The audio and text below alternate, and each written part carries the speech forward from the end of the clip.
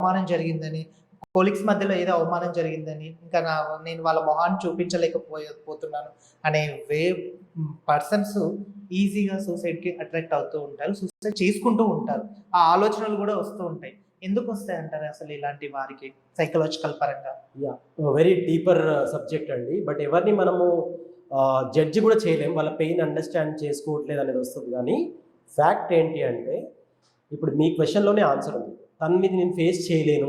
వీళ్ళకి నేను ముఖం చూపించుకోలేను. ఇవన్నీ ఇల్యూజన్స్. వాస్తవానికి మీ లైఫ్ మీరెవరికైనా ఆన్సర్ ఇచ్చుకోవాలంటే అది మీకు. ఓకే. సో ఎవరికైనా ఈ థాట్స్ లింక్డ్ఇన్ ఎగ్జాంపుల్ చెప్పాను కదా! మహారాష్ట్ర నుంచి ఆ అమ్మాయి నాకు ఈ క్వెషన్ అడిగింది. నేను డిప్రెషన్‌లో ఉన్నాను. నేను ఇన్‌ఫ్లుయెన్సర్ అవుదాం అనుకుంటే నాకు ట్రాక్షన్ రావట్లేదు. సో దీనివల్ల నాకు డిప్రెషన్ థాట్స్ వచ్చాయి. దీనికి నెక్స్ట్ స్టేజ్, థర్డ్ స్టేజో, ఫోర్త్ స్టేజో సూసైడల్ సింప్టమ్సే ఉంటాయి. అంటే ఎప్పుడైతే మీరు లోగా ఫీల్ అవుతున్నారో, మీరు ఇమ్మీడియేట్‌గా కన్సల్ట్ అవ్వాల్సిన పీపుల్‌ని కన్సల్ట్ అవ్వకుండా, పాజిటివ్ ఫ్రేమ్ వైపు వేయకుండా ఇంకింత నెగెటివ్ పీపుల్లే గెలిచారనుకోండి, మీకు ఆ ఫీలింగ్ అనేది స్ట్రెంథన్ అవుతుంది అనమాట. ఓకే. సో నేనిప్పుడు ఇక నా లైఫ్ వేస్ట్, నేనేమీ చేయలేను అనే టైంలో ఇంకొక ఫెయిల్యూర్ థాట్స్ ఉన్న పర్సన్‌ని గెలిస్తే అది ఇంకింత స్ట్రాంగ్ అవుతుంది. ఓకే. మీకు మంచి ఎగ్జాంపుల్ చెప్తానండి. ఇప్పుడు అల్లరి నరేష్ గారు చెప్పింది నాకు చాలా బాగా గుర్తు. ఉదయ్ కిరణ్ చనిపోయి అందరూ చాలా సాడ్ Yes. టైంలో ఉన్నప్పుడు అల్లరి నరేష్ గారు చెప్పారనమాట. 3, 4 డేస్ ముందే ఉదయ్ కిరణ్, అల్లరి నరేష్ కలుసుకున్నారు. కలుసుకొని మాట్లాడుతున్నప్పుడు అల్లరి నరేష్‌కి తెలుసు ఉదయ్ కిరణ్ లో ఫేజ్‌లో ఉన్నారని. వాళ్ళిద్దరు ఫ్రెండ్స్‌ని చంపితే, ఇవాళ ఎందుకు ఇంత డల్‌గా ఉన్నావు? రోజు డల్లే ఉంటావు, ఇవాళ బాగా డల్‌గా ఉన్నావు అని అల్లరి నరేష్ ఉదయ్ కిరణ్ అడిగారు. అడిగితే లేదు, నా ఫ్రెండ్ ఒకడు వాడు కూడా మూవీస్ ట్రై చేస్తున్నాడు. వాడికి వాళ్ళ ఆడిషన్‌లో రిజెక్షన్ అయిందట. బట్ వీడు చాలా స్ట్రాంగ్‌గా ఉండేట. అంటే ఆడిషన్‌లో రిజెక్షన్ చాలా కామన్ కదా! నువ్వెందుకు ఇవాళే అంత సీరియస్ తీసుకున్నావు అని నేను అడిగాను. అడిగితే నా గురించి కాదు, వాడు స్టార్టింగ్‌లో ఇట్లే టాలెంట్ నమ్ముకున్న తర్వాత ఉదయ్ కిరణ్ అయిపోయిన వాళ్ళు చాలా మంది ఉన్నారని అన్నాడట. అంటే నేను ఇప్పుడు ఫెయిల్యూర్‌కి ఒక ఎగ్జాంపుల్ లాగా ఇండస్ట్రీలో నన్ను వాడుతున్నారు అని చెప్పారట. అంటే అతని స్టేట్ ఆఫ్ మైండ్‌లో అంత ప్రతి వాళ్ళు చెప్పే ఒపీనియన్‌ని సీరియస్‌గా తీసుకుంటుంది. ప్రతి వాళ్ళు చెప్పే ఒపీనియన్‌ని మీరు సీరియస్ తీసుకున్నప్పుడు మీరు చాలా లో స్టేట్ ఆఫ్ మైండ్‌లో ఉన్నారు. సో ఫస్ట్ థింగ్ ఏంటి అంటే, వేరే వాళ్ళ ఒపీనియన్స్ వినడం పక్కకు పెట్టి, మీరు నిజంగానే ఓడిపోయారని ఎందుకు అనుకుంటున్నారు? డెఫినెట్లీ పొద్దున్న లేస్తే it's a new life. Every morning is a new life. So 100% మీరు 99th స్టెప్ తర్వాత కూడా కింద పడిపోవచ్చు. మళ్ళీ ఫస్ట్ స్టెప్ నుంచి మళ్ళీ స్టార్ట్ చేయొచ్చు. కానీ సెకండ్ టైం మీరు ఆల్రెడీ ఎక్కొచ్చిన మెట్లే కదా, ఇంకా ఈజీగా ఎక్కొచ్చు. అప్రోచ్ మారాలి. సార్, ఈ మధ్యకాలంలో ఓటీటీకి బాగా అట్రాక్ట్ అయిన వాళ్ళు క్రైమ్ కానీ వీటన్నిటి గురించి కానీ ఎక్కువ ఇంట్రెస్ట్ చూపిస్తూ ఉంటారు. అసలు ఎందుకంటారు అసలు? అదే అండి, ఇప్పుడు మీరు మన సబ్జెక్టే ఇది. ఓటీటీ ఇవన్నీ ఏంటంటే ఇన్ఫ్లుయెన్స్ ఎక్కువ చూపించే కంటెంట్ ఇవన్నీ. మీరు బిఫోర్ ఓటీటీ వచ్చిన మూవీస్లో క్రైమ్ని క్రైమ్ లాగా ప్రొజెక్ట్ చేసేవాళ్ళు. అదొక యాంటీ సోషల్ ఎలిమెంట్ లాగా చూపించేవాళ్ళు. కాకపోతే ఆఫ్ లేట్ మీరు, ఎందుకంటే OTT is an adoption from the western content ప్యూర్గా. అంతకుముందు ఇంగ్లీష్ సినిమాని తెలుగులో, హిందీలో తీస్తే మన కల్చర్ బట్టి తీసేవాళ్ళు, మన సెన్సిబిలిటీస్ బట్టి మార్చేవాళ్ళు.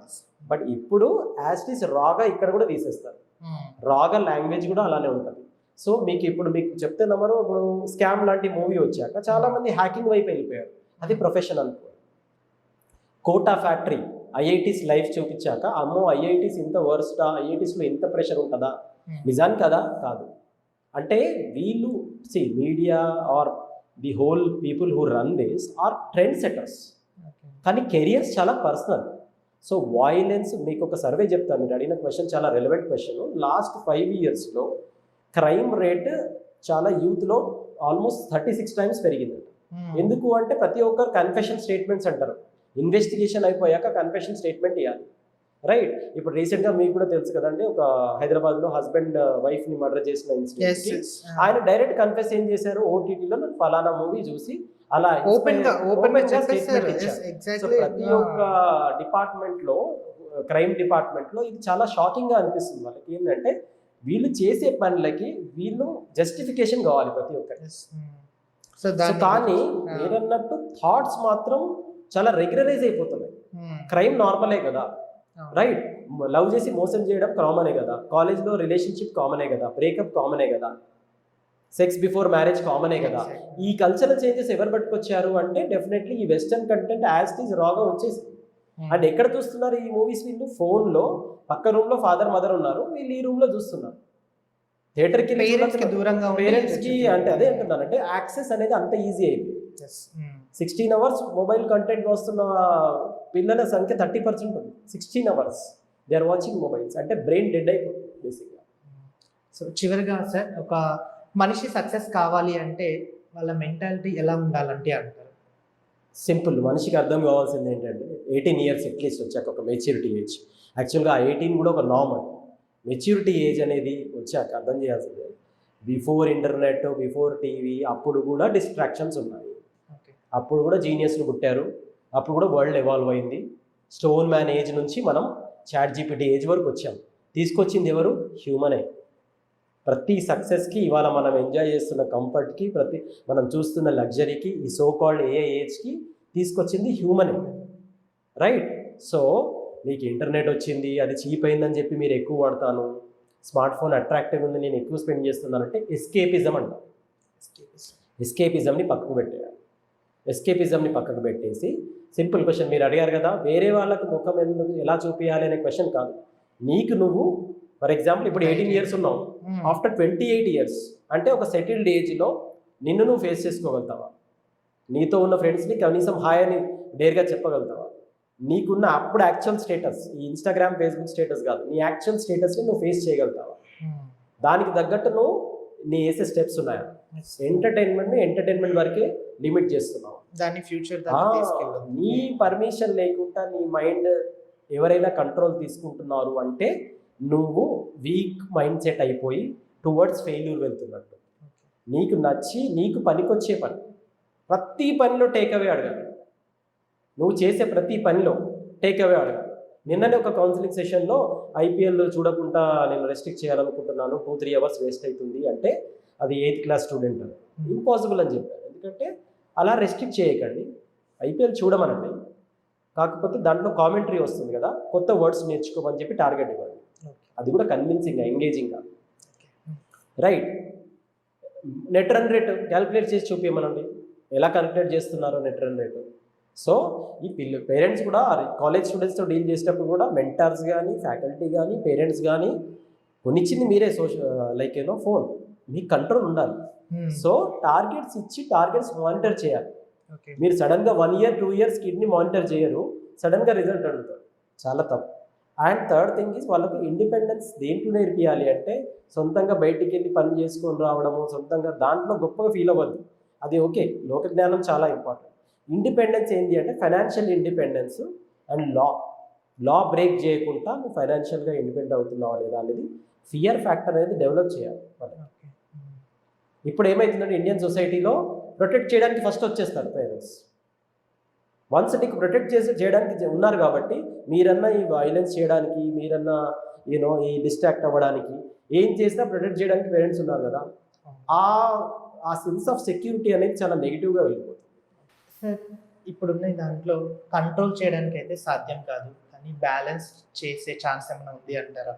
100% ప్రతి దాన్ని బ్యాలెన్స్ చేయొచ్చు. దానికి 3 పారామీటర్స్ చెప్తాను.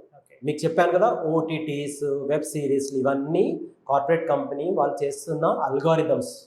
సో ఇది అందరికీ తెలుసు. సో నువ్వు ఫస్ట్ పారామీటర్ ఏంటంటే సెల్ఫ్ రెస్పెక్ట్.